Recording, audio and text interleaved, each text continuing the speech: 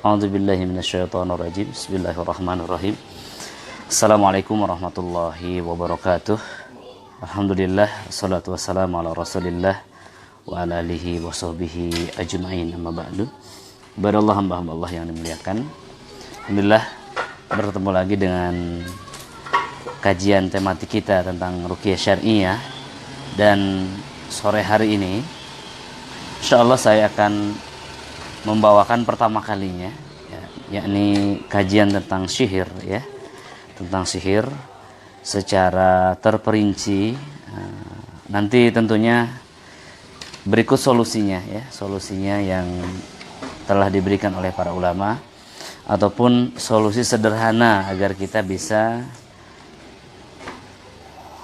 mengatasinya, sesuai sunnah atau dengan cara-cara yang tidak keluar daripada tuntunan agama Islam ini. Baik, ibadah Allah, hamba Allah yang muliakan. Yang pertama yang harus kita pahami adalah tentang makna definitif daripada sihir itu sendiri. Ya, sekali lagi hari ini saya membawakan kajian ini langsung daripada kitabnya. Kitab yang saya bawakan adalah kitab terjemahan, tarjim daripada kitab Syekh Wahid Abdul Salam Bali yang sering kita lihat, sering kita dengar, dan di sini ditambahkan dengan penjelasan-penjelasan sederhana dari pengalaman saya sendiri, dan juga pengalaman teman-teman yang pernah saya temani dalam mencarikan solusinya. Karena sebetulnya seorang peruqyah itu bukan sang penyembuh, peruqyah itu bukan menyembuhkan, namun dia adalah menemani pasiennya untuk menemukan kesembuhan yang sejati dari Allah Ta'ala, Allah Azza wa Jalla. Hamba Allah yang muliakan, yang pertama adalah pengertian sihir menurut para ulama. Yang pertama dari Al-Laits, dia berkata, sihir adalah sesuatu perbuatan untuk mendekatkan diri kepada setan dan dengan pertolongan darinya. Jadi beliau mengatakan bahwasannya sihir, itu adalah satu perbuatan yang dilakukan dengan meminta pertolongan kepada setan dengan terlebih dahulu mendekatkan diri kepadanya. Maksudnya apa? Melakukan persembahan kepada setan lalu meminta pertolongan daripada setan untuk menyerang manusia secara gaib. Manusia di sini adalah tentu lawan yang ingin dikalahkan. Nah, ini adalah pengertian daripada Imam Al-Laits. Kemudian Al-Azhari mengatakan arti kata sihir adalah memalingkan sesuatu dari hakikat yang sebenarnya kepada yang lain. Maksudnya adalah seseorang dalam keadaan yang sehat, sempurna, rahimnya, spermanya subur, sel telurnya subur, spermanya baik, kemudian melakukan hubungan suami istri, kemudian dia tidak mendapatkan keturunan. Seharusnya secara sunatullah ketika sperma bertemu dengan telur maka akan dibuahi dan melahirkan anak, seperti itu. Maka ini terbalik keadaannya. Atau satu keadaan misalkan ketika otot kepala kita, otot di kepala, syaraf-syaraf, sirkulasi darah semua lancar, tapi manusia merasakan seperti ada yang tersumbat, seperti sakit, sehingga dokter kemudian mengatakan penyakit kita atau diri kita ini baik-baik saja, tapi kita merasakan sesuatu yang sakit pada diri kita. Nah, itu yang disebut dengan sihir menurut versi Al-Azhari. Kemudian juga ada ulama mengatakan, Ibnu Mandur, beliau mengatakan seakan-akan tukang sihir menampakkan sesuatu yang batil dalam bentuk yang benar, dan membayangkan sesuatu tidak menurut hakikat yang sebenarnya. Penyihir tersebut telah menyihir sesuatu dari aslinya, berarti ia telah memalingkan bentuk yang sebenarnya pada bentuk yang lain. Beliau berpendapat bahwa sihir itu adalah sesuatu yang memalingkan bentuk yang sebenarnya kepada bentuk yang lainnya. Misalkan kita melihat suami kita, seorang wanita melihat suaminya ini buruk, menakutkan, menyeramkan, padahal suaminya itu unyu-unyu, lucu, kemudian baik, banyak kebaikannya, tapi dia melihat sebaliknya. Nah, itu ikhwan, ini sihir menurut para ulama. Kemudian juga ada juga ulama yang mengatakan, ya ini dari Syamir meriwayatkan dari Ibnu Aisyah, ia berkata, orang Arab menamakan sihir itu sihir karena ia mengubah sehat menjadi sakit. Ya, kalau orang-orang Arab mengatakan sihir itu ya sesuatu yang mengubah sehat menjadi sakit. Ya, tadi keadaan sebenarnya adalah sehat, namun dia menjadi sakit. Begitu Ikhwan. Kemudian selanjutnya ada Ibnu Faris. Ya. Dalam kitabnya beliau mengatakan, ya, suatu kaum mengatakan sihir adalah menampakkan sesuatu yang batil dalam bentuk kebenaran. Ya, kalau tadi Syamir mengatakan bahwa sihir itu adalah mengubah sehat menjadi sakit, ya kalau Ibnu Faris ini mengatakan bahwa sihir itu sesuatu yang mengubah, ya, kebenaran menjadi hal yang batil, ya. Menampakkan sesuatu yang batil dalam bentuk kebenaran. Ya. Menampilkan sesuatu yang salah seakan-akan menjadi benar.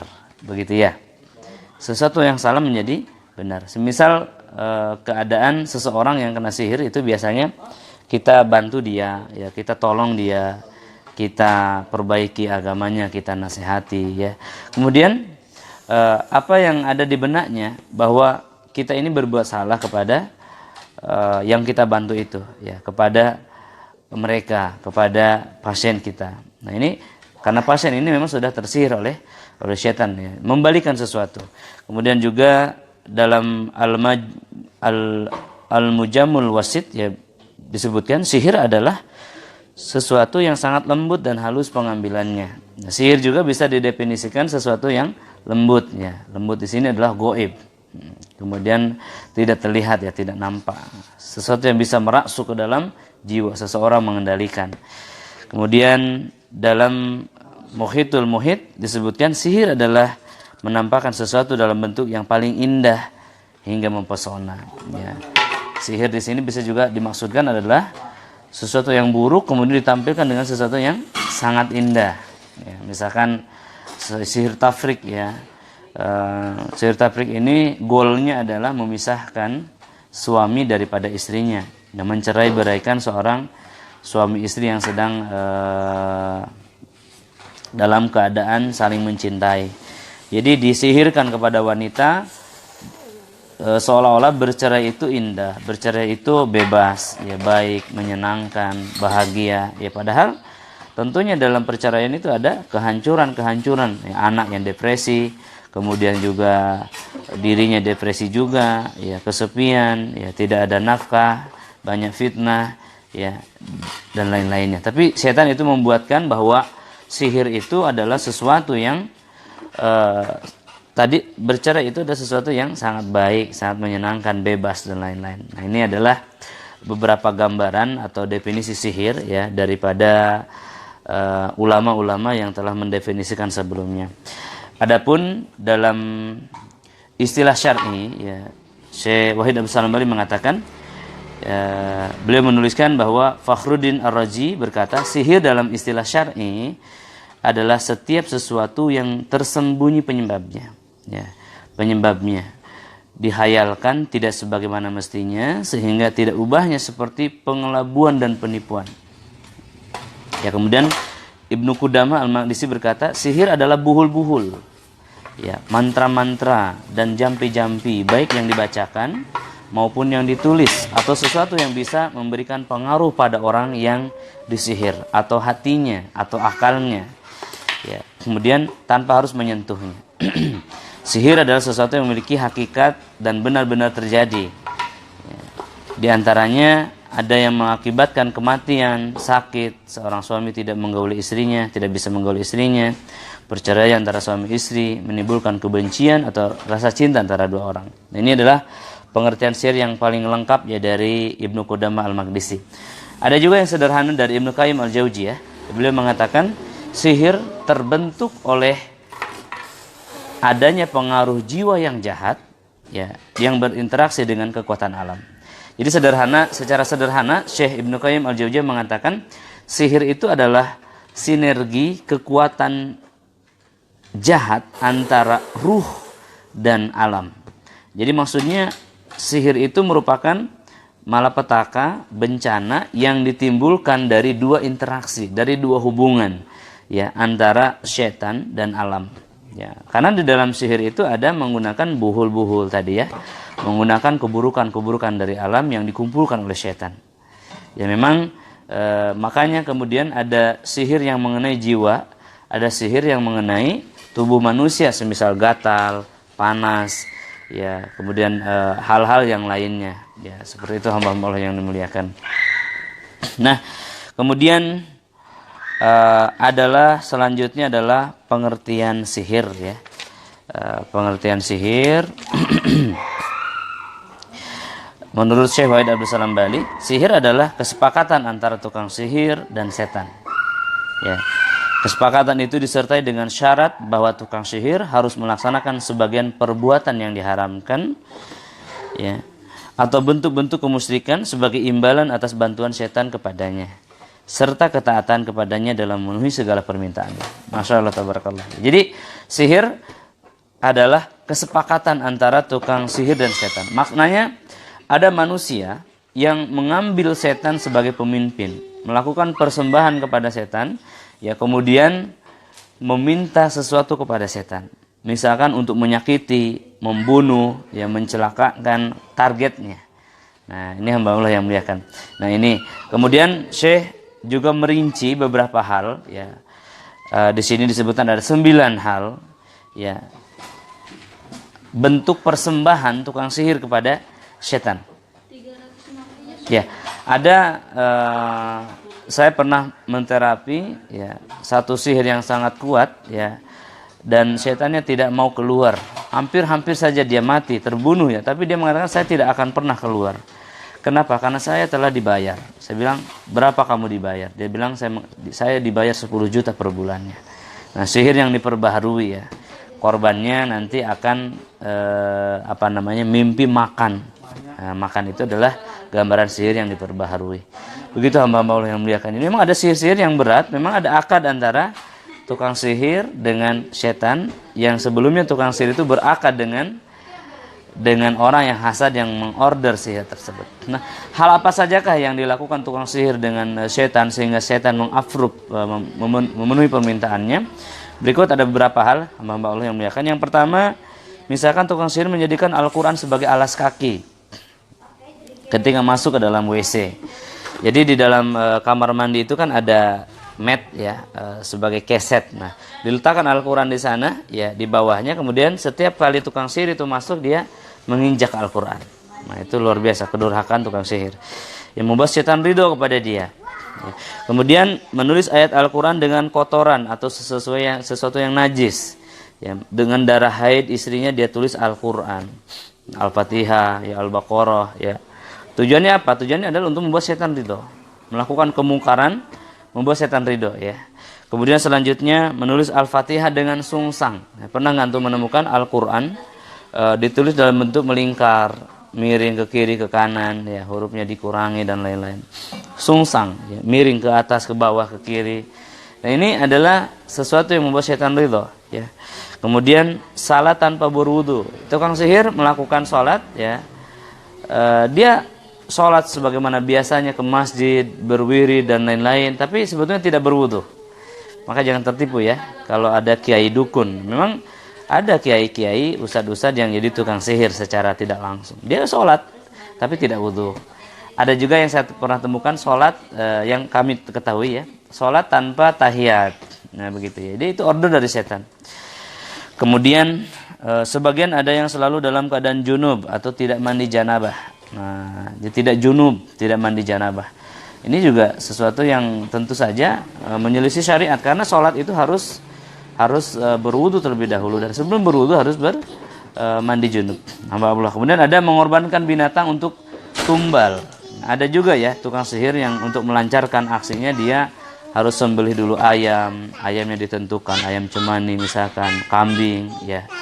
Kemudian ada juga beberapa keadaan ya, tukang sihirnya itu meminta hewan kambing untuk disembelih. Dia bilang ini nanti disedekahkan, padahal itu adalah persembahan untuk syayatin. Kemudian selanjutnya di antara mereka ada yang berbicara dengan bintang-bintang dan sujud kepadanya, ya, sujud kepada bintang, ya, ahli nujum ini. Kemudian ada juga yang menggauli ibu kandungnya atau anak gadisnya. Nah, untuk melancarkan satu aksi sihir maka dia harus memperkosa dulu anaknya, ibunya. Ya, ini yang dilakukan oleh tukang sihir. Ya, sehingga setan ridho kepada dia.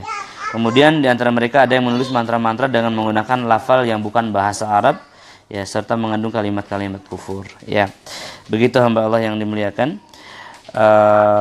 Ini adalah sekelumit ya tentang sihir dan sebab sihir itu terjadi. Intinya, menurut Syekh Wahid Abdul Salam Bali, bahwa sihir itu adalah satu akad antara manusia dengan setan, antara tukang sihir dengan setan. Tukang sihir menyembah setan dan setan menyembah tukang sihir, ya. Maknanya setan melakukan apa yang tukang sihir itu inginkan kepada manusia yang lainnya sebagai imbalan. Nah, kemudian hamba Allah yang muliakan, tentu ketika sihir ini terjadi kepada manusia, sebagaimana dibahas dalam bahasan-bahasan berikut sebelumnya, ya, tidak langsung kemudian terjadi. Tukang sihir melakukan persembahan, diorder, menyihir seseorang, tidak langsung terjadi. Karena di sana ada izin Allah Ta'ala, ya, yang terlibat. Allah Ta'ala berfirman, wa ma hum bidharina bihi min ahadin illa biiznillah, ya. Sihir itu tidak terjadi kecuali atas izin Allah, dan musibah itu tidak terjadi juga atas izin Allah. Ma asabakum min musibatin illa biiznillah, ya. Semua itu terjadi atas izin Allah Ta'ala. Ada hikmah di baliknya. Biasanya saya bahas tentang hal ini agak dalam. Ini dalam kajian rehab hati, ya, dalam kajian rehab hati pas pembukaan intro awal pendakian manusia menuju kesembuhannya. Nah, ini dibahas dengan terperinci di sana. Begitu hamba Allah yang muliakan tentang definisi atau pengertian daripada sihir dan juga cara-cara tukang sihir melakukan aksinya, ya. Yang kemudian selanjutnya bahasan kita, ya, sebenarnya agak banyak sekali ini Syekh menulis tentang dalil-dalil sihir, ya, dalam pandangan Al-Quran dan Sunnah, ya. Ada berapa ini? Ada 7 ayat, ya, beliau sampaikan ini, ya, daripada surah Al-Ahqaf ayat 29, ya, Al-An'am ayat 30, kemudian juga Ar-Rahman ayat 33, ya, kemudian juga Al-Jin ayat 1, ya, Al-Jin ayat 6, Al-Maidah ayat 91, ya, An-Nur ayat 21. Ini terkait tentang sihir, ya, tentunya. Saya tidak bahas di sini, daripada dalil-dalil sunnah juga beliau sampaikan banyak sekali ini, ya, tentang hal yang menunjukkan keberadaan sihir, ya. Banyak sekali, Yunus 77, ya, Yunus 8182, ya. Namun juga penjelasan tentang dalil-dalil sunnah, subhat-subhat dan jawabannya, ya. Teman-teman antum bisa ambil bukunya, ya, bisa beli bukunya langsung ini, ya. Masya Allah tabarakallah, banyak sekali, ya. Namun sore ini saya tidak bahas secara terperinci, ya, karena ini akan sangat panjang lebar ini. Nampaknya sudah dibahas oleh Ustadz Fauji, ya, Ustadz Faijar ini hal ini.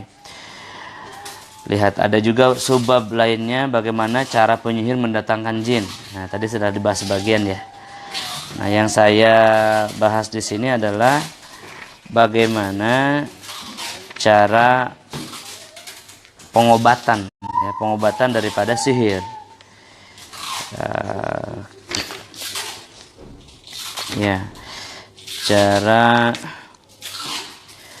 sebelumnya saya ingin menyampaikan juga di sini tanda-tanda tukang sihir. Nah, dalam buku Syekh, beliau menyebutkan beberapa poin. Ini sebenarnya sering dibahas juga, ya, dalam pelatihan.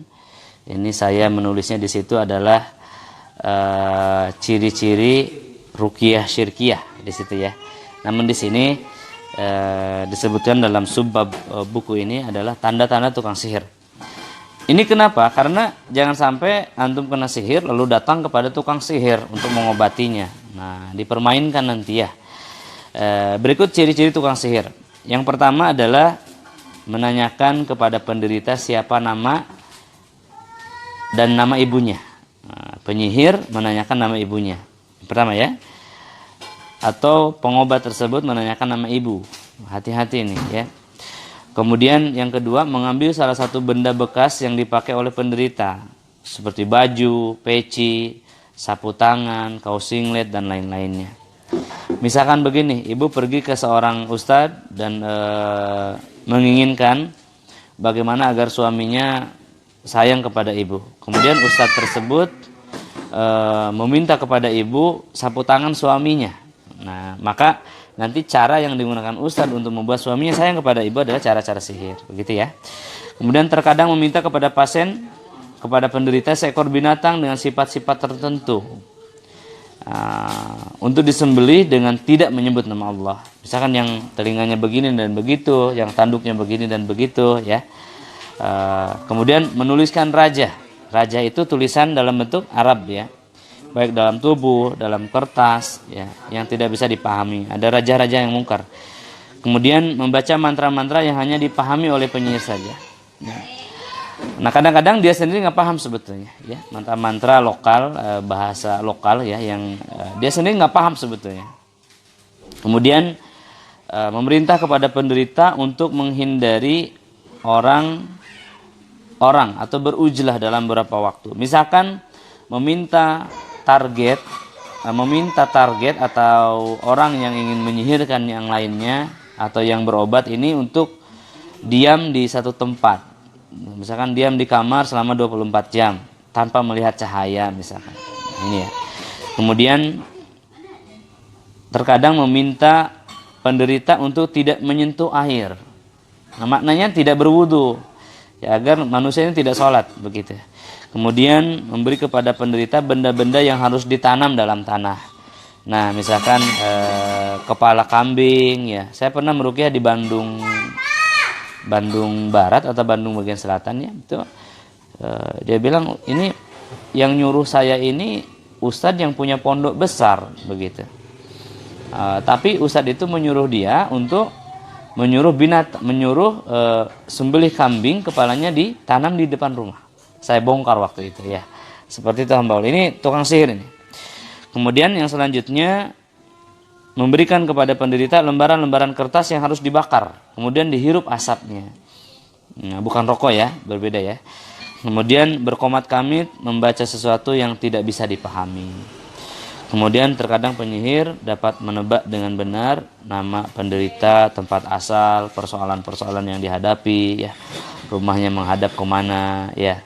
Kemudian menuliskan untuk penderita huruf-huruf potongan di atas sebuah kertas ajimat penangkap. Nah, ini hamba Allah yang muliakan, itu adalah ciri-ciri tukang sihir ya. Barangkali kita kena sihir kemudian berobat ya, tetapi kemudian sihir kita nggak sembuh-sembuh. Nah, ini sebabnya kenapa? Bisa jadi sebabnya adalah karena kita salah dalam berobat. Baik, hamba Allah yang muliakan. Kemudian bagaimana hukum tentang sihir? Ya, hukum tentang sihir adalah haram tentunya ya. Haram dan jelas hukumannya bagi tukang sihir ya. Semisal Imam Malik rahimahullah beliau mengatakan, tukang sihir yang melakukan sihirnya dan tidak ada orang lain yang membantunya adalah seperti orang yang disebutkan oleh Allah dalam firman-Nya. Ya, sesungguhnya mereka telah meyakini bahwa barang siapa yang menukarnya kitab Allah dengan sihir, tiadalah baginya keuntungan di akhirat. Ya, orang-orang yang rugi ya. Orang-orang yang rugi. Imam Malik berpendapat bahwa tukang sihir tersebut harus dibunuh apabila ia sendiri yang mengerjakannya. Nah, ini pendapat Imam Malik, tukang sihir itu hukumnya dibunuh ya. Kenapa? Karena merusak dan merusak peradaban, merusak agama, merusak akidah ya, merusak kehidupan seseorang ya, merusak iman ya Pak. Kemudian selanjutnya Ibnu Qudamah rahimahullah berkata, hukuman yang setimpal bagi tukang sihir adalah dibunuh. Hal ini atas dasar riwayat dari Umar bin Khattab, ya, Utsman bin Affan, Ibnu Umar, Hafsah, Jundab bin Abdullah, Jundab bin Ka'ab, Qais bin Sa'ad, Umar bin Abdul Aziz, dan ini merupakan pendapat Ibnu Hanifah dan Imam Malik, ya. Ibnu Qudamah berpendapat bahwa tukang sihir harus dibunuh. Nah, ini menurut para pendapat, ya, Masya Allah. Pendapat para ulama, para sahabat. Kemudian juga Imam Al-Qurtubi mengatakan para fuqaha, ya, para ahli fikih, ya, di sini berselisih pendapat tentang hukum yang setimpal bagi tukang sihir, yang muslim dan jimmi, ya. Adapun Imam Malik berpendapat tukang sihir muslim apabila telah mengerjakan sihir sendirian dengan suatu ucapan mantra-mantra yang mengandung kekufuran, maka ia harus dibunuh. Harus dibunuh, ya, tukang sihir ini. Memang hukumannya luar biasa, ya. Hukuman dibunuh ini memang tidak ada cara lain. Kenapa? Karena sihir itu gaib, ya. Dia bisa mengatakan saya telah bertaubat, tetapi kemudian dia masih melakukan di belakang. Kemudian Ibnu Munzir rahimahullah mengatakan, apabila seorang mengakui bahwa dirinya telah melakukan sihir dengan ucapan atau mantra yang mengandung kekufuran, maka ia harus dibunuh apabila tidak bertobat. Ada juga Al-Hafiz Ibnu Katsir, beliau mengatakan, orang yang berpendapat tentang kafirnya tukang sihir telah berdalil dengan firman Allah, ya, a'udzubillahi minasyaitonirrajim, walau annahum amanu wattaqau.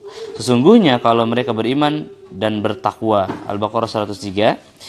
Sebagaimana riwayat dari Imam Ahmad bin Hanbal dan beberapa ulama salaf, dikatakan juga bahwa tukang sihir tersebut tidak kafir, namun hukumnya adalah dipenggal, dipukul lehernya dengan pedang. Ya, itu hamba Allah yang muliakan. Ya. Kemudian Al-Hafiz Ibnu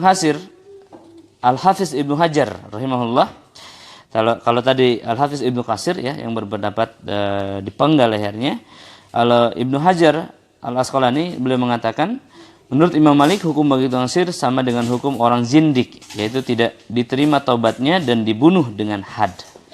Ya, namun teman-teman semuanya tentu kita tidak bisa membunuh orang sembarangan, ya, karena ada hukumnya di negara kita ini, dan memang ada hukum tersendiri untuk tukang sihir di Indonesia. Ya, hukumannya sangat ringan dan rendah dan memang sulit dibuktikan. Bahkan bisa dikatakan cenderung dilindungi oleh KUHP, ya. Tapi bagi seorang muslim, seorang mukmin yang telah menemukan siapa tukang sihir yang menyakitinya, ya, tidak selalu solusi untuk menyelesaikan sihir ini berhubungan dengan tukang sihir. Bahkan menurut saya pribadi, ya, untuk menyelesaikan sihir itu tidak harus menyentuh tukang sihirnya sama sekali. Tidak berhubungan dengan tukang sihir itu sama sekali. Ya. Sihir kalau menyerang kita, mengenai kita, maknanya kita sedang lemah, sedang jauh dari Allah, maka dekatkan diri kita dengan Allah, hubungkan ruh kita dengan Allah, maka kita akan mendapatkan suplai energi dari Allah Ta'ala. Dengannya kita akan bisa menyerang tukang sihir itu. Dengan apa? Dengan doa, insya Allah. Dengan suratul Baqarah, ya. Dengan berupaya sekuat tenaga bagaimana sihir itu sirna dari dalam jiwa kita. Nah, hamba Allah yang dimuliakan, banyak sekali bahasannya ini tentang bolehkah mempelajari sihir, bolehkah menangkal sihir dengan sihir, ya. Masya Allah lengkap sekali ternyata buku ini. Sudah lama nih ada dalam rak saya nih, belum dipelajari sepenuhnya ini. Perbedaan sihir dan karamah dan mukjizat, ya. Kemudian macam-macam sihir dan pengobatan. Nah, ini dia. Jadi teman-teman, yang versi cetakan ini adalah versi yang lengkap, ya, versi yang lengkapnya. Lihat, ya. Ini edisi terlengkap ini telah memuat semua episode, ya, semua buku terkait. Semua buku terkait. Sebelumnya ada buku-buku sihir yang terpisah, ya, terpisah daripada buku ini. Sekarang sudah digabungkan dan Masya Allah sangat lengkap sekali. Nah, yang kita akan bahas sore ini, Ikhwan, sebetulnya adalah tentang jenis-jenis sihir dan obatnya, ya. Saya akan singkat saja ini. Yang pertama adalah sihir perceraian. Ya. Sihir perceraian ini adalah sihir yang dibahas di dalam Al-Quran surah Al-Baqarah ayat 102, ya, yang memisahkan antara suami dan istri, ya, mar'i wa jauji. Nah, di sini hamba Allah yang memuliakan, sihir perceraian atau sihir tafrik ini adalah sihir yang menceraikan antara suami dan istri. Ya, sihir perceraian merupakan sihir untuk memisahkan seseorang dengan istrinya, ya, atau menumbuhkan rasa kebencian dan permusuhan antara seorang dengan temannya, ya, atau di antara dua orang mitra. Ya, misalkan saya memiliki agen-agen madu rehab. Nah, kemudian ada orang yang nggak suka dengan tersebar luasnya madu rehab ini. Kemudian ada orang yang menyihir saya agar terpisah dengan agen saya. Nah, sehingga agen saya keluar dari grup misalkan. Nah, yang saya bina. Nah, padahal agen itu memerlukan saya dan saya memerlukan mereka. Nah, ini namanya dua orang mitra, ya. Atau misalkan memisahkan saya dengan Abu Ajhar, memisahkan saya dengan Ustadz Jam-Jam misalkan, di lingkungan Yayasan Rehab Hati. Nah, ini adalah termasuk sihir tafrik juga, sihir yang memisahkan antara suami dan istri, ya, hamba Allah yang memuliakan. Suami dan istri, penjual dan pembeli, antara dua orang mitra, bahkan antara ibu dan anak. Nah, di sini saya menjelaskan jenis-jenis sihir pemisah. Jenis-jenis sihir pemisah atau tafrik ini, yang pertama, memutuskan hubungan antara seseorang dengan ibunya, antara seseorang dengan bapaknya, antara seseorang dengan saudaranya, seseorang dengan temannya, antara seorang mitra dengan rekan kerjanya, antara seseorang dengan istrinya, ya. Dan yang paling banyak itu adalah yang memisahkan antara suami dengan istrinya. Ini paling berbahaya, ya, dan paling tersebar luas. Begitu hamba Allah yang memuliakan, ya. Kemudian bagaimana orang-orang yang terkena sihir perceraian ini cirinya? Nah, ya, sihir tafrik atau sihir perceraian. Yang pertama, dia akan merasakan perasaan yang berbeda dalam dirinya. Dalam dirinya akan tumbuh kebencian yang luar biasa kepada suaminya. Tumbuh dengan sendirinya, ya. Padahal sebenarnya dia tidak benci sama sekali, tidak ada masalah. Tapi tumbuh rasa kebencian, kesal, marah, ya, sensitif. Nah, ini dia, ya. Kemudian ini terjadi tiba-tiba, ya. Itu yang pertama. Kemudian sering merasa saling curiga antara keduanya. Nah, terjadi kecurigaan yang besar, ya. Tidak ada perkataan maaf, ya. Maksudnya ketika misalkan seorang suami bersalah, kemudian istri mengetahui suami bersalah, kemudian suami minta maaf, maka di sana tidak ada maaf, no excuse. Jadi senantiasa dalam keadaan marah, ya. Dia akan mengatakan tidak ada cara lain kecuali berpisah, begitu, ya. Kemudian membesar-besarkan perselisihan, sekalipun hanya disebabkan masalah yang sangat sepele, masalah lampu, masalah tutup jendela, ya, masalah tutup pintu, jadi masalah besar, masalah cabai kurang sedikit, masalah garam kurang banyak, ya, masalah menu makanan, masalah anak, bisa jadi api yang sangat besar. Ya. Misalkan ketika anaknya nakal, suaminya mengatakan ini adalah sifat buruk kamu nih, turun kepada anaknya. Kata istrinya, oh enggak, itu sifat buruk kamu. Tuh orang tua kamu juga begitu buruk. Maka terjadilah pertengkaran. Nah, seperti itu, ya. Kemudian perubahan penampilan seorang suami di mata istrinya. Nah, begitu pula sebaliknya. Kita melihat istri kita semerawut, kusut, ya, timbul uban, padahal belum. Ya, wajahnya keriput, ya, wajahnya seperti nenek-nenek, ya, padahal masih gadis, masih muda. Kemudian istrinya digambarkan di wajah suaminya dalam keadaan yang menjijikan. Kadang juga tercium bau yang sangat busuk, begitu, ya, hamba Allah. Kemudian orang yang disihir membenci setiap pekerjaan yang dilakukan oleh pasangannya. Jadi suaminya melakukan apa saja dia benci. Ya. Nah, kemudian orang yang disihir membenci tempat yang diduduki oleh pihak lain pasangannya.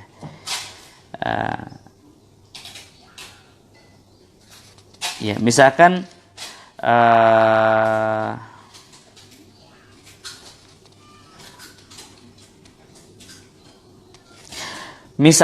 suaminya pergi keluar, ya.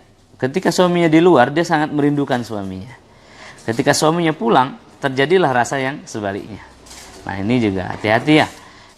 Kalau kita jauh dengan istri, mesra, whatsappan, chatting ria, pulang ke rumah nggak ada kemesraan itu, nggak ada canda tawa itu, hilang sakinah. Bisa jadi itu ada sihir.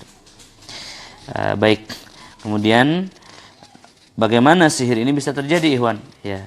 Syekh mengatakan seseorang mendatangi tukang sihir lalu meminta untuk menceraikan si fulan dengan istrinya, lalu tukang sihir meminta kepada orang tersebut agar menyerahkan nama orang yang dimaksud dan nama ibunya. Selain itu juga meminta kepadanya untuk menyerahkan salah satu benda bekas miliknya, ya, seperti rambut, pakaian, peci atau yang lainnya. Kemudian jika tidak bisa mendatangkan benda-benda tersebut, maka tukang sihir akan mengerjakan sihirnya dengan menggunakan air. Ya, misalnya, lalu merintahkannya agar menuangkan di jalan yang bisa dilalui oleh orang yang disihir. Bila orang tersebut melewatinya, maka sihir akan terjadi pada dirinya. Atau juga bisa dengan meletakkan sihir pada makanan atau minumannya. Nah, sihir tafrik ya, salah satu penyebabnya, ya kata Syekh, adalah tukang sihir menyihir pada air, lalu air yang telah disihir ini disiramkan pada area di mana orang ini mau lewat. Depan pintunya misalkan, ya. Atau juga bisa mengambil bekas pakaiannya, atau mengambil nama ibunya, ya, diserahkan kepada setan untuk disihir. Nah, kemudian bagaimana pengobatannya? Ya, saya mengatakan ada 3 ini. Yang pertama adalah menciptakan suasana keimanan yang kondusif dengan jalan mengeluarkan seluruh foto-foto dan gambar makhluk bernyawa dari rumah. Ya, tuh kan. Jadi foto-foto, patung-patung, lukisan-lukisan, ya ini dibersihkan dari rumah agar kondisi rumah menjadi nyaman. Ya, coba ya, kalau rumah tidak nyaman, bisa jadi memang tidak ada sihir, ya, tetapi ada foto-foto, ada lambang-lambang, simbol-simbol kemusyrikan, patung-patung, lukisan. Lepaskanlah ya, tidak bermanfaat sama sekali. Kemudian lepaskan semua jimat penangkal yang ada pada tubuh penderita. Kalau sebelumnya pernah ke Ustadz Dukun, ya, dia diberikan wifik, wafak, raja, dan lain-lain, lepaskanlah, tidak usahlah ada ikatan-ikatan dalam tubuh kita ya. Lepaskan hal tersebut dan kita akan mencari tolong kepada Allah Ta'ala. Kemudian bersihkan tempat dari lagu dan alat-alat musik. Jangan ada alat-alat musik, piano, gitar, ya dihancurkan ya. Bagaimana menghancurkannya? Pakai palu ya, cetak. Atau mau dijual juga tidak masalah. Kemudian memberikan pelajaran akidah yang sahih kepada penderita. Nah, mengajak pasien kita bertawakal kepada Allah ya. Hanya menyembah dan hanya beribadah kepada Allah Ta'ala, ya tentunya ini pendidikan tauhid yang sangat besar, berat ya muatannya, bertahap ya. Kemudian mendiagnosis keadaan penderita dengan cara menunjukkan beberapa pertanyaan. Misalkan begini, apakah kadang-kadang Anda melihat istri Anda berwajah jelek dan buruk? Ya, kemudian apakah terjadi perselisihan antara kalian berdua dan lain-lain. Ya, pada intinya ketika seorang peruqyah itu mendiagnosa atau menerima laporan kasus sihir perceraian, ya, peruqyah berupaya mendekatkan kedua hati suami istri ini. Jangan mengompor-ngompori ya. Jadi jangan menjadikan tempat klinik ruqyah itu sebagai tempat untuk sidang. Ya, tetapi menjadikan tempat klinik ruqyah itu sebagai islah, ya, merapatkan kembali hubungan antara suami dan istri. Jadi kalau ingin bercerai kan ke hakim saja, ke pengadilan gitu ya, jangan ke peruqyah, begitu hamba Allah. Kemudian yang nomor berikutnya, nomor 7 ya, Syekh mengatakan berwudulah sebelum Anda memulai pengobatan dan perintahkan pula kepada orang-orang yang bersama Anda. Jadi misalkan ada yang diruqyah ini istrinya, suaminya pun ikut wudu, suaminya, istrinya, anaknya, peruqyahnya wudu ya. Kemudian juga jika penderita seorang wanita, maka jangan memulai pengobatan sebelum seluruh auratnya tertutup. Ya, Masya Allah, tabarakallah. Ya, menutup aurat. Kemudian jangan Anda mengobati seorang wanita dalam keadaan berpakaian yang menyelisih syariat, seperti membuka wajah, ya, memakai wewangian atau memakai cat kuku di kukunya seperti wanita-wanita kafir. Nah, ini kata Syekh ya. Jadi Syekh menyarankan untuk berhijab pasien wanitanya. Kemudian sertakan pula salah seorang mahramnya. Ya, di sini maksudnya adalah suaminya, ayahnya, ibunya, temannya ya. Kemudian jangan Anda memasukkan seorang yang bukan mahramnya. Jadi ketika ada yang diruqyah misalkan seorang wanita, di situ ada suaminya, ada iparnya misalkan laki-laki, maka keluarkan yang iparnya. Ya, biarkan dia dengan suami, dengan mahramnya saja. Ini untuk menjaga agar auratnya tidak terlihat dan lain-lain. Kemudian bacalah la haula wala quwata illa billah, mohon pertolongan kepada Allah. Masya Allah, terperinci sekali ya. Kemudian tahap pengobatannya bagaimana? Yang pertama, letakkan tangan Anda di atas kepala penderita. Kemudian bacalah ayat-ayat ruqyah berikut ini di telinganya secara perlahan-lahan tartil. Jadi letakkan tangan di kepala pasien ya. Lalu bacakan di telinganya secara tartil ayat-ayat. Ayat apa saja? Pertama Ta'awudz, kemudian Al-Fatihah, ya, Al-Baqarah 1 sampai 5, Al-Baqarah 102, ya. Ini masing-masing satu kali ya. Al-Fatihahnya satu kali. Ya, kalau Al-Baqarah 102 ini berulang-ulang. Berulang di sini maksudnya 3, 7 ya. Tujuannya untuk memutuskan ikatan sihirnya karena ayat 102 ini terkait sihir. Kemudian Al-Baqarah 163, 164 ya. Al-Baqarah 255 atau ayat kursi. Kemudian Al-Baqarah 2 ayat terakhir ya. Saya menuliskan di sini. Kemudian Al-Imran 18, 19, Al-A'raf 54 sampai 56, Al-A'raf 117 sampai 122, Yunus 81, 82, Toha 69, Al-Mu'minun 119, 118, As-Saffat 1 sampai 10 ya. Kemudian Al-Ahqaf 29, 32, tambahan ya, Ar-Rahman 33, 36, Al-Hasr 21, 24, 21 sampai 24, kemudian Al-Jin ayat 1 sampai 9, Al-Ikhlas ayat 1 sampai 4, Al-Falaq ya, dan An-Nas. Begitu hamba Allah. Kemudian itu adalah ayat-ayat yang dibacakan untuk orang yang kena sihir. Misalkan setannya muncul, bagaimana? Kalau setannya muncul ya diajak bicara, didakwahi, disuruh keluar ya, atau diberikan hukuman. Ya, diseret agar dia keluar. Bagaimana kalau misalkan pasiennya ini tidak merasakan apa-apa ya, nah, maknanya Al-Quran belum masuk ke dalam dirinya, atau Allah Ta'ala belum bersedia menolongnya ya, ataupun memang ini belum saatnya dia sembuh, maka apa yang harus dilakukan? Ya, lakukan terapi yang kedua, yang ketiga, keempat, kelima, keenam, ketujuh ya, tidak masalah berulang-ulang ya. Jangan sampai setahun dia diruqyah terus ya. 3 sampai 7 kali tidak masalah ya, diruqyah terus. Kemudian hamba Allah yang dimuliakan, kita juga harus menasehatkan kepada pasiennya yang untuk menjaga salat berjamaah, tidak mendengarkan lagi nyanyian musik, merubahnya dengan murotal ya. Kemudian juga berwudu sebelum beranjak tidur ya. Kemudian juga membaca basmalah ya setiap memulai sesuatu ya yang baik. Kemudian setelah sholat subuh bacalah zikir la ilaha illallah wahdahu la syarikalah lahul mulku wa lahul hamdu wa huwa ala kulli syai'in qadir. Ini sebanyak 100 kali ya, khusus untuk sihir ini. Kemudian setiap hari jangan sampai tidak membaca Al-Quran. Baca Al-Quran, anjurkan mereka membaca Al-Quran. Kalau saya menganjurkan pasien untuk baca surah Al-Baqarah ya, ini sangat baik sekali.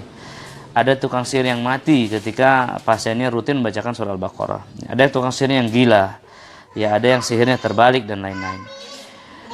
Ada yang kemudian mendapatkan keturunan atau sihirnya hancur ya.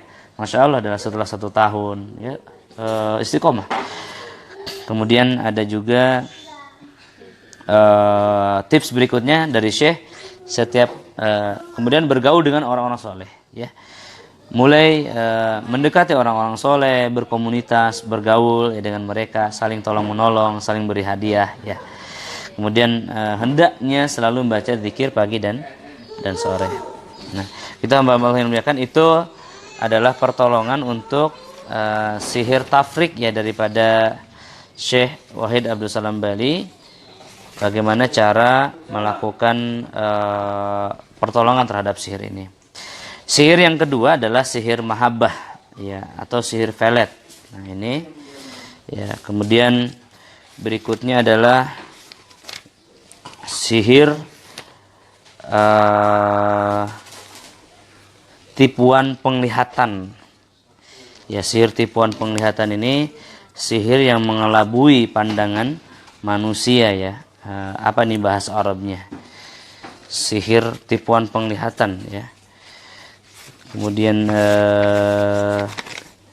yang berikutnya adalah sihir kumul atau sihir gila ya. Kemudian juga berikutnya adalah sihir lesu. Sihir lesu ini ya, yang membuat seseorang itu memiliki penyakit autoimun atau lupus ya. Kemudian juga ada sihir marid atau sihir penyakit dalam terjemahnya ya. Kemudian juga ada sihir pendarahan ya, sihir nazif. Pada wanita ini ada sihir penghalang pernikahan, sihir tatil azawas ya. Kemudian juga sihir-sihir yang lainnya, sihir rabat ya, arabtu ya. Ini adalah sihir yang menghalang hubungan suami dan istri. Wah, masya Allah, tabarakallah. Sihir arabtu ya, ini panjang sekali ini. Nah, hamba boleh melihatkan ini nampaknya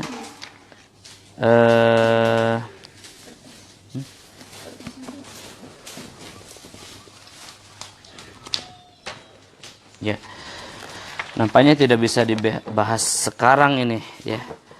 Ada juga sihir impotensi ya, sihir syahwat arabtu. Oh ya, sihir arabtu yang menyebabkan kemandulan. Masya Allah, tabarakallah, banyak sekali ini.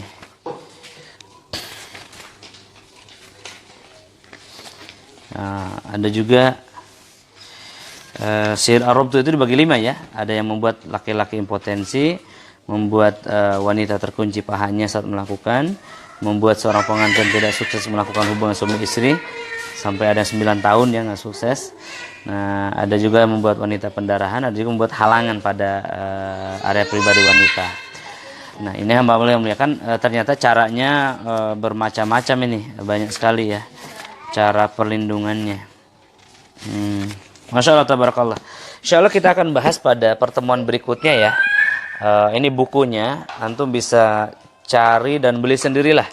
Ini saya nggak tahu teman-teman Rehabati pada jual nggak? Pada jual nampaknya ya. Ada Ustadz Ami Rijaluddin, ada Ustadz Abu Ajhar, ada Umu Intan. Mereka pada jual buku ini. Insya Allah bisa minta.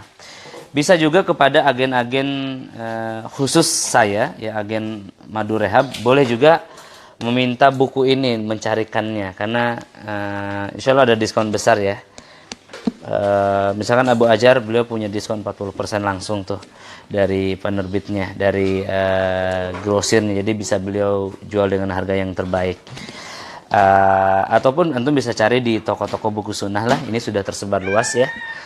Di Malang ada di Bayankub, di Bogor ada Roja ya, di Roja Cilengsi ada juga jual. Kemudian juga di Surabaya bisa hubungi Ustadz Nailah Badar ya, ada Abu Alhiya di Ruqyah Learning Center ya. Di mana saja bisa dapatkan buku ini, sangat baik sekali. Ini terjemahnya ya, terjemahnya, karena saya nggak bisa bahasa Arab, ini saya baca terjemahnya, tapi sangat bermanfaat Ikhwan ya untuk mengobatinya ya. Lalu bagaimana secara singkat untuk mengobati sihir-sihir ini ya, karena tadi saya sampaikan jenis-jenis sihir dan solusinya Ikhwan ya. Yang pertama, untuk sihir-sihir yang mengganggu jiwa manusia, semisal sihir penghalang jodoh ya, sihir perceraian, kemudian sihir gila, sihir pelet ya, sihir-sihir yang mengganggu jiwa manusia, itu pengobatannya kurang lebih adalah dengan berwudu, dengan sholat malam, dengan membaca Al-Quran, dibacakan ayat ruqyah, zikir pagi petang, sedekah dan lain-lainnya. Ada sihir-sihir teman-teman yang memang sudah terkena ke dalam tubuh ini, ya, sihir-sihir yang sudah kena ke dalam tubuh kita. Nah, bagaimana? Sihir marid, sihir menyebabkan sakit pada kepala, vertigo, ya, sihir yang menyebabkan sakit pada jantung, pada paru, ya, membuat keguguran, membuat pendarahan, sihir najib tadi ya. Kemudian sihir-sihir yang membuat stroke, ya, sihir yang membuat kebutaan pada mata, pada telinga, disfungsi telinga dan lain-lain. Maka ini memerlukan herbal-herbal penunjang ya, tentunya herbal-herbal penunjang sebagai anti sihir. Nah, herbal-herbal penunjang itu apa saja? Ada banyak ya, ada habatus sauda, ada zaitun, ada madu, ya, ada kurma ajwa yang disebutkan Nabi SAW secara spesifik adalah kurma ajwa ya. Barang siapa makan kurma ajwa 7 butir maka akan terhindar dari sihir ya. Nah, ini saya punya contoh kurma ajwa. Seperti ini ya, kurma ajwa ini. Kurma ajwa ini kurma ajwa yang yang grade 3 ya. Nah, grade 3 itu adalah bukan yang terbaik ya. Yang beredar di pasaran itu yang inilah. Kurma-kurma ini sebentar ya. Saya coba putarkan. Nah, yang grade 3 ini adalah kurma yang beredar di pasaran ini seperti ini ya, teman-teman. Ajwa seperti ini. Nah, ini memakan ajwa 7 butir itu akan menghindarkan sihir daripada manusia dari pagi sampai sore ya. Barang siapa makan 7 butir kurma ajwa, maka orang itu akan terbebas dari sihir dari pagi sampai sore, kata Nabi SAW. Ya, ajwa ini. Nah, teman-teman, kita juga sediakan ajwa, tapi bukan yang grade 3 ya. Ini grade 3. Kita sediakan yang grade 1 yang premium ya. Yang grade 3 yang premium. Hari ini saya baru order, jadi baru dalam perjalanan menuju agen-agen di seluruh Indonesia nih. Teman-teman bisa order dulu ke agen Madu Rehab juga bisa ya. Semacam ini. Nah, ini makan 7 butir ya. Ini akan membuat seorang terbebas daripada sihir. Nah, kemudian ada juga madu-madu ya. Nah, madu-madu yang bisa bagus untuk sihir, madu apa saja ya. Saya ada beberapa madu di sini, teman-teman. Tidak semua madu recommended untuk sihir ya. Nah, ini tentu pendapat saya ya. Yang terbaik adalah madu sider. Antum tahu madu sider apa? Madu sider itu adalah madu yang dihasilkan oleh lebah yang menghisap bunga dari pohon habatus sauda saja. Pohon daun bidara ya. Pohon bidara. Jadi madu Yaman, dikenalnya dengan madu Yaman. Ini adalah madu yang dihasilkan oleh lebah yang hanya menghisap pohon daun bidara ya. Nah, sebagaimana beberapa yang saya publish sebelumnya. Ini sangat kental sekali ya. Ini dia. Nah, saya coba. Ya, sangat kental sekali. Ini sangat baik sekali, madu yang sangat baik sekali. Memang rasanya pun dia apa ya? Strong gitu ya. Sangat kuat sekali. Nah, bagaimana cara mengkonsumsi kurma ini? Ya, sebetulnya cara mengkonsumsi kurma ya biasa aja dimakan ya, dimakan sebagaimana biasanya. Tapi saya menyarankan ya jangan hanya kurma saja ya, karena zaman ini penyakit sudah komplikasi ya, sihir pun sudah komplikatif.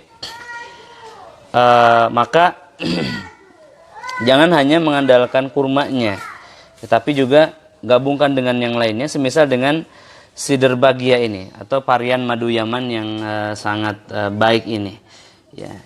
Jadi bagaimana caranya? Ambil 3 sendok madu Yaman ini ya, campurkan dengan 200 ml air zam-zam, ambil 7 butir kurma, letakkan ke dalamnya dan blender ya, blender sampai rata. Nah, blender sampai rata itu rasanya luar biasa, nikmat sekali ya. Anti sihir bagi Bagi siapa? Ya, makanan yang sangat enak bagi manusia dan juga merupakan anti sihir bagi setan. Ini hamba Allah yang muliakan. Itu yang pertama ya, ada namanya sidr bagia. Ini yang terbaik ya di dunia. Tapi harganya memang mahal luar biasa ya. Jangan belilah. Kemudian ada yang berikutnya yang direkomendasikan ya, sekali lagi ini rekomendasi saya adalah madu randu. Itu tahu nggak madu randu itu madu apa? Ya madu yang dihasilkan dari pohon randu. Ini bagus, rasanya tajam. Jadi cari madu-madu yang rasanya tajam ya. Nah ini ada madu Riau yang A+ ya, yang pertama, yang grade 1. Ini juga bagus. Ada juga madu Habatus Sauda. Ini adalah sampelnya saja ya, sampelnya. Madu Habatus Sauda ini sangat bagus juga. Kalau madu sidr itu dari pohon bidara, kalau madu Habatus Sauda ya dari bunga Habatus Sauda. Rasanya pun ajib ya. Masya Allah rasanya itu cocok lah pokoknya untuk sihir ya. Kalau diminum oleh orang-orang yang kena sihir rasanya kayaknya runyam kayaknya di kepala dan di perutnya. Nah, itu ya. Jadi madu jenis apa yang cocok? Madu yang tajam fermentasinya. Nah, semacam madu randu, madu Riau yang nomor 1 ya. Kemudian madu Flores yang nomor 1 juga. Madu Flores yang nomor 1 saya berikan contohnya ya sebentar. Ada sebelum madu Flores ada madu kelulut nih, madu kelulut. Ini madu kelulut ini luar biasa tajam. Ini bagus juga untuk anti sihir ini. Madu kelulut ini saya dapat di Penang Malaysia ya. Kedah Malaysia kemarin. Nah, ini seperti Sprite kata Pak Ikna. Ya. Juga madu dari sarangnya semacam ini ya, tapi saya tidak punya stok lagi, sudah habis ini. Madu sarang, madu sidr dan sarang, madu sidr sarang ini bagus juga. Nah, kemudian ada juga madu kita punya namanya madu apaan sebentar, saya bawa ke belakang. Ada namanya madu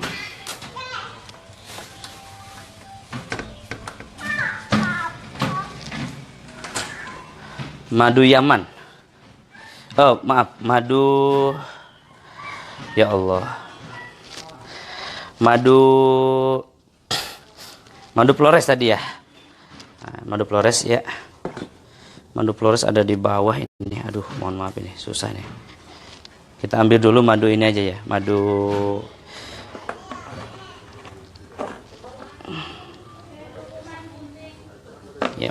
ini nih. Madu Habatus Sauda hamba Allah. Madu Habatus Sauda. Lihat.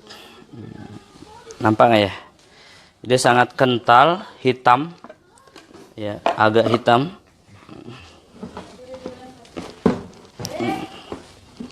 Ya.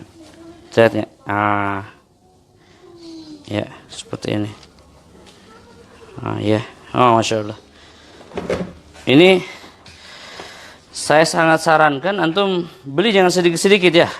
Jangan 1-2 liter, stok di rumah. Ini satu dirigen ini berapa coba? Antum bayangkan. Ini 20 kilo. 20 kilo 15 liter 20 kilo. Nah, stok di rumah semacam ini madu apa? Madu Habatus Sauda. Madu yang dihasilkan dari lebah yang hanya menghisap bunga Habatus Sauda di Mesir, dari Mesir. Begitu ya. Tapi kalau beli 15 kilo, 20 kilo susah juga ya. Baiklah, tidak masalah, cuman memperkenalkan saja. Jadi ada memang obat sihir yang harus dikonsumsi begitu Ikhwan ya. Nah, juga ada tadi yang saya sarankan untuk sihir itu adalah madu Dek, tolong pegangin Dek, sebentar Dek.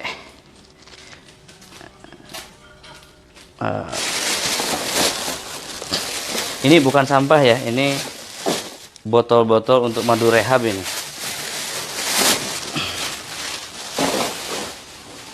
Nah, ini dia. Madu one ini.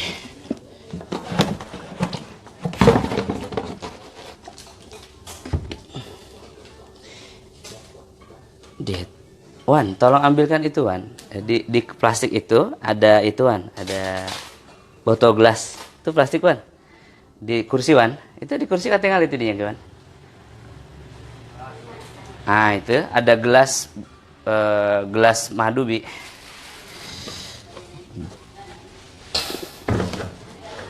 Iya, itu. Satu aja Wan. Mohon maaf teman-teman ini.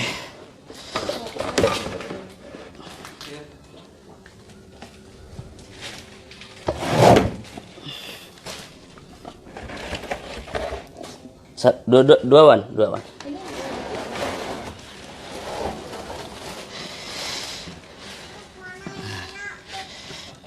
Bisa Wan, bisa deh. Ya. Ini jenis madu yang pertama, masya Allah, tabarakallah. Ya, lihat. Ini madu Flores ya. Nah, ini bagus untuk sihir. Kenapa bagus? Karena fermentasinya sangat kuat. Antum bisa lihat tuh, ada fermentasinya. Ini Iwan, Afwan, jangan curiga ya. Saya tidak menjual madu-madu ini, tidak. Ini bahan-bahan untuk habatus sauda dan untuk madu rehab. Jadi tidak dijual. Nanti dijual setelah diramu maksudnya. Baik, teman-teman semuanya. Ada semutnya ya, bukan kemudian madu ini palsu karena ada semutnya. Ya justru semut itu suka madu karena dia manis, gitu ya. Memang ada beberapa madu yang tidak disukai semut, ada. Madu yang propolisnya kuat. Allahu Akbar.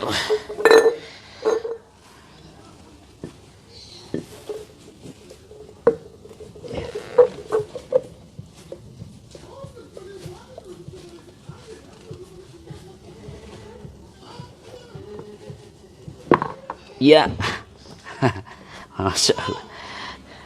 Apik, ambil tisu, Apik. Tahu nggak tisu di mana? Malah nyuruh Atuk. Nih, teman-teman, madu apa namanya ini? Sini, makasih ya. Makasih ya. Kasih ya. Ini teman-teman madu Flores ya. Madu Flores. Baik. Ini untuk semut. Tidak masalah. Ya. Ini madu Flores. Ini nampaknya dari musim kemarau agak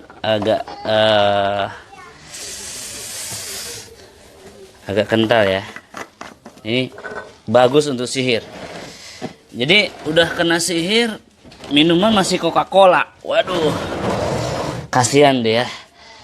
Sihirnya makin kuat. Ada juga Ikhwan, satu lagi, ini madu habatus sauda. Ya, untuk bisa lihat ini madu habatus sauda deh. Fokus ke sini sayang. Mundur sedikit.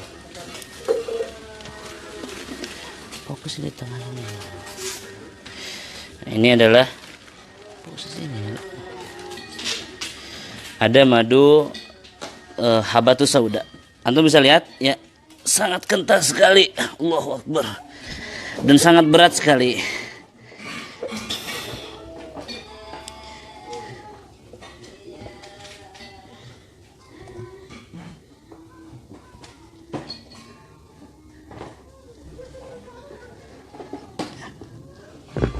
Ya, kita nanti akan lanjutkan live-nya.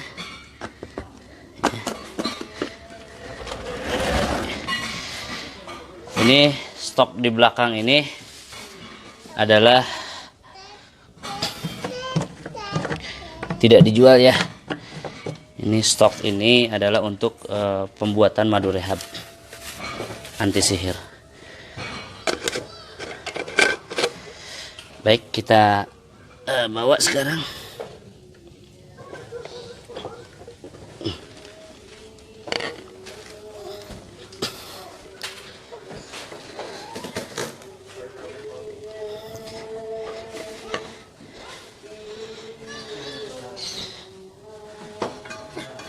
Ini nambah koleksi madunya ya. Allahu Akbar.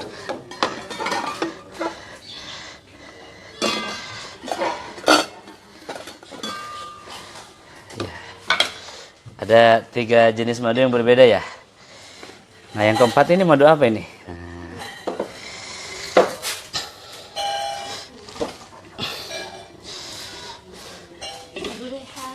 Iya, madu rehab.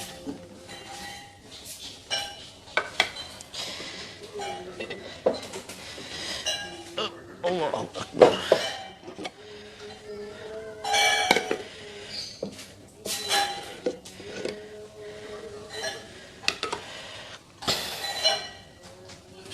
Ya, yang pertama adalah madu sider ya. Ini yang terbaik pertama, madu dari bunga pohon bidara. Yang kedua adalah madu habat. Ini madu dari bunga habatus sauda. Yang ketiga madu Flores ya, madu yang dihasilkan dari musim panas di Flores. Dan yang keempat ini adalah campuran dari madu habat dan madu Flores ya. Madu habat dan madu Flores dicampur dengan habatus sauda, dengan bidara, dengan sider ya, dengan ya ini adalah campuran ya antara habatus sauda ya, kemudian dicampur dengan zaitun, dicampur dengan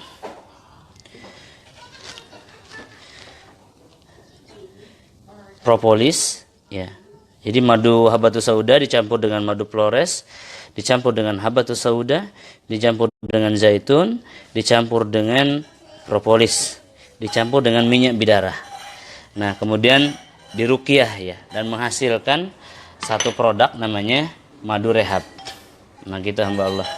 Ya, jadi madu rehab ini merupakan campuran ya daripada 4 jenis madu yang terbaik untuk sihir. Ini versi saya sekali lagi ya, versi saya ya. Tetapi apakah pendapat saya ini telah dibenarkan atau perlu dipertimbangkan? Ya, alhamdulillah testimoni sudah ribuan hamba Allah. Ya, sudah ribuan hamba Allah yang meminum daripada madu rehab ini, dan alhamdulillah mereka mendapatkan testimoni-testimoni yang sangat baik. Nah, berikut ini ada 4 ember besar ini di rumah saya. Ya, ini adalah madu yang telah diramu ya, madu rehab, madu habatus sauda tadi, kemudian madu Flores ya, dan beberapa jenis herbal ya diramu, kemudian diruqyah ya, diruqyah dan dijual ya. Karena kenapa? Saat ini banyak sekali orang-orang yang memerlukan produk ini. Ngisi yang berapa, Pak? Yang 200. Ngisi yang 200. Nah, ini ayah saya. Ya, ini rumah saya, teman-teman, sudah kayak kapal pecah sekarang. Kenapa? Karena dalam beberapa minggu ini kita ramu madu rehab namanya. Ya, itu tadi sekali lagi madu yang terbuat dari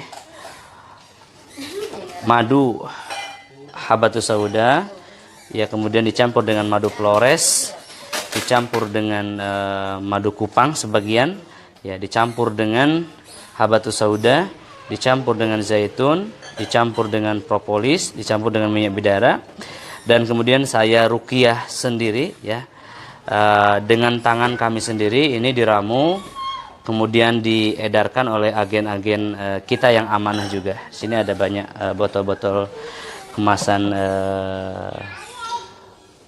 200 mili ya. 200 mili. Ada juga botol-botol yang ukuran 500 mili Pak ya. Ukuran 500 mili. Ada juga botol-botol yang dipegang oleh Ari ini ada 1000 ya, 1000 mili ya. 1000 mili. Ada juga yang 3,5 Pak ya. Ada juga yang 3,5 ya. Nah, ini yang ada yang 3,5. Oh, ini 2,5. 2,5 dan juga ada yang 3,5. Ah iya, 3,5. Nah, teman-teman, ada yang bertanya bagaimana cara mendapatkan produk herbal anti sihir atau racikan spesial madu rehab anti sihir ini. Kita sudah buka agen-agen di seluruh Indonesia. Ada sekitar 80 agen ya, dari Aceh, Medan, kemudian Palembang, Riau, ya, Jambi, Lampung, ya. Kemudian juga ada di DKI, Jakarta, ya, ada Bogor, ada Cianjur, ada Bandung, ya, Cimahi, sampai ke Makassar, ya, NTB, dan juga tempat-tempat yang lainnya, Jawa Timur, Malang, ya. Alhamdulillah bisa langsung order ke teman-teman. Nanti akan diarahkan ya untuk transfer nominal yang sesuai dengan harga ini. Ya, untuk yang 200 mili kita jual Rp270.000 ya.